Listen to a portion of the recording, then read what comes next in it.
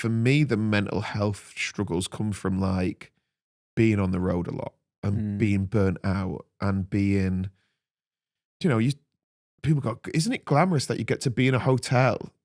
And I'm very lucky that where I've gigged this weekend, they put you in a hotel. Also, you're just in a hotel on your own in a city that you've been to 40 times. So it's not like, oh my God, I get to be in Glasgow. I love coming to Glasgow, but it's not like I'm not having a weekend away. So then it's trying to wrap your head around what do you do with your time and your money and and the people around you. And what I think for most comedians it is it's either eating shit food, which makes you feel like shit, buying stuff, whether it's drugs or clothes. Mine was always clothes. I guess there's lots of drinking involved because it's a heavy culture of drinking. There's not many jobs that you can turn up to and in the staff room there's a fridge full of beer. But I don't drink anymore. And then shagging because you're a male comedian and people go, oh, you're good. And you want that attention. Or it's like attention from crowd or from people sliding into your DMs. And I think they're the downfalls of comedians because you go, I'm the king of the world. And you're not. You've just done a gig in a basement. I've seen you open up online quite a lot about your mental health struggles recently, and I think it's usually admirable for a comic to do that because they're usually the jester and servant to make everyone else happy. And it's really refreshing to see someone online talk about it so openly, especially someone who's usually in the position to make others feel happy when they're going through kind of poor time. Yeah, and I think it can be, some people can make it their brand, where they're like, I'm the mental health person, or I'm the victim, or I'm the person that's had lots of trauma. And I hope I don't do it like that. And who knows, maybe, but it's not a choice.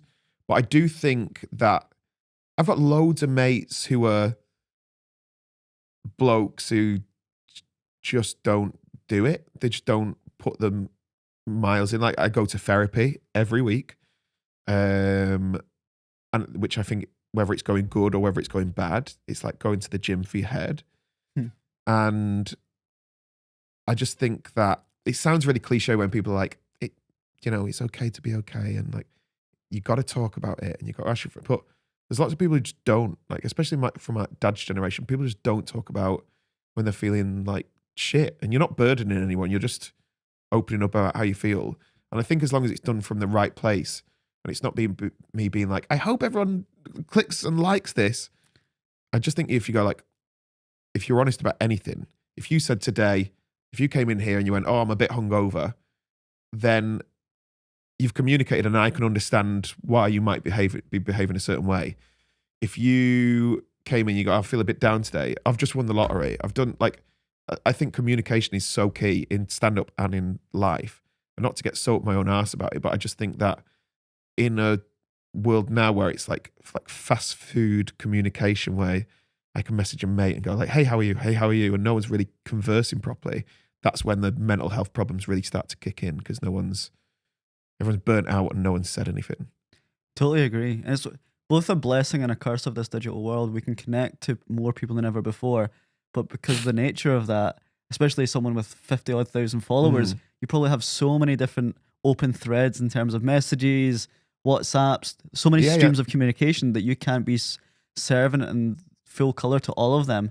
And even kind of everyday consumers of social media, they are always seeing people that they do not know with other people they do not know in places that they can't be with things they don't have. And they're too busy consuming that type of nature of content, but aren't nourishing maybe their conversation with their best friend because they're so distracted by this fast food consumption of social like media. That. Like I go through phases of bits where I'm not one of those people where it's like, I'm leaving Facebook. You don't do that, but you just go like, some weeks, especially when you're on your own in a hotel room, blah, blah, blah, blah, blah, and you just like doom scroll and you go, oh, look at their life, look at this life.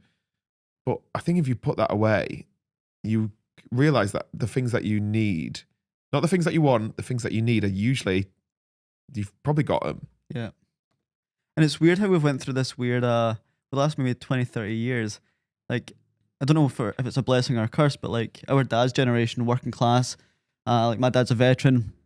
They spent a lot of time growing up outdoors with mates. They were not playing Xbox inside. They weren't on social media, and yeah, they didn't have labels for these things back then. But I think growing up, their mental health, from what I remember, was typically okay. And then we've went through this advanced revolution of social media, whereby kids are feeling burnt out, anxious, and now people are paying to go on things like silent retreats or cold water, like being in touch with nature again. And we're now like paying to like remove ourselves from technology. It's a really weird bell curve that we're going through. Yeah, it's wild.